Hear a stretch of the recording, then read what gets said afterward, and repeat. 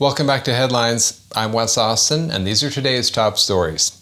First up, an Irish comedy writer was arrested in the UK over some social media posts, and they needed 5 armed officers. In London, that's usually reserved for a guy who misgenders a pigeon.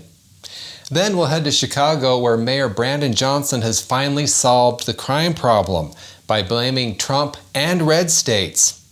Democrats run the city, Democrats run the state, but sure, Chicago crime is Utah's fault. Next, Minnesota Governor Tim Walz made some eyebrow-raising comments that sure sounded like he was fantasizing about President Trump's demise. If this is how Democrats talk at a Labor Day picnic, I'm afraid to hear their toast at Christmas. And finally, Stephen Colbert's audience actually booed when they found out that President Trump was alive. You know your fan base is messed up when still breathing counts as bad news. And then we go to the comment section. We are going to tell you how Gavin Newsom is related to Nancy Pelosi. That's the first thing. And then on the segment we did about Judge James Boasberg releasing the woman who had threatened Trump, we're going to look at the odds of Boasberg getting that case. He seems to be getting all of the Trump-related cases, so we'll dig into that. Okay. Let's dive in. An Irish comedian was arrested when he landed at London Heathrow Airport over his social media posts that criticized trans activists. Now, he couldn't have been arrested for not being funny because the UK let Ellen DeGeneres in with open arms.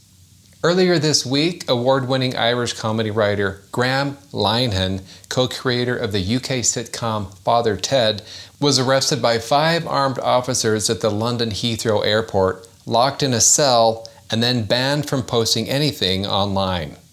They needed 5 armed officers for that? Either British police are really insecure, or Irish comedians are tougher than I thought. Chicago Mayor Brandon Johnson has finally figured out what's causing the high crime rates in Chicago. It's President Trump. Oh, and also red states. The vast majority of guns do not come from Chicago. These guns come from red states. None of it will ever be enough until the president decides to end the mass trafficking of guns in our city. Chicago will continue to have a violence problem as long as red states continue to have a gun problem.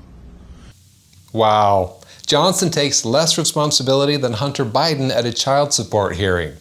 Chicago is falling apart. I mean, it's basically a war zone, and his big solution is border control with Kentucky.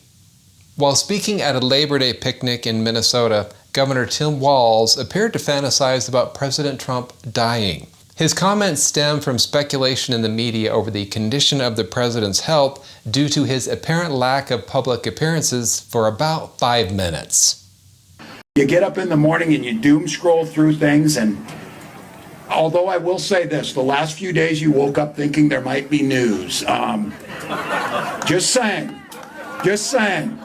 There will be news sometime, just so you know, there will be news. So Tim Walz is basically admitting he starts every morning like a teenage girl checking to see if her ex is still alive on Instagram. Very gubernatorial, Tim. On his show, Stephen Colbert revealed to his audience that President Trump is very much alive despite rumors from the media, and his audience booed in response. Nothing says classy late-night crowd like rooting for a heart attack.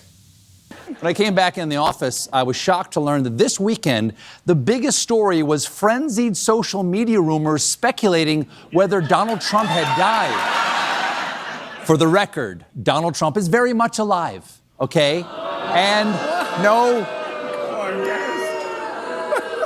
we like our presidents alive. You know your political hatred has gone too far when Stephen Colbert has to be the voice of reason.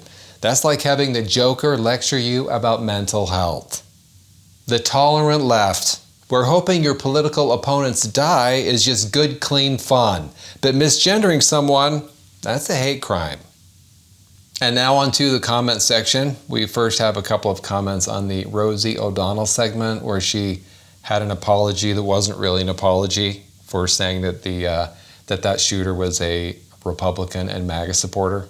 Anyway, so here are a couple of comments The first one is from C Lions 369.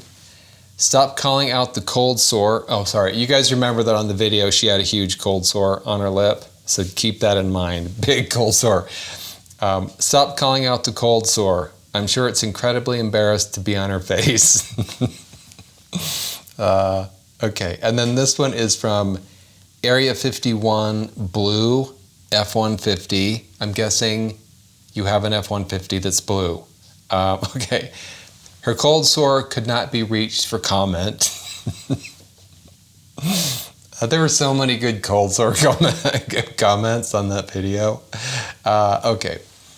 And then onto the segment that we did about Gavin Newsom, where he stuttered when he was asked about crime in California. I think I'd made the comment that he was related to Nancy Pelosi somehow, but I wasn't positive on how it was.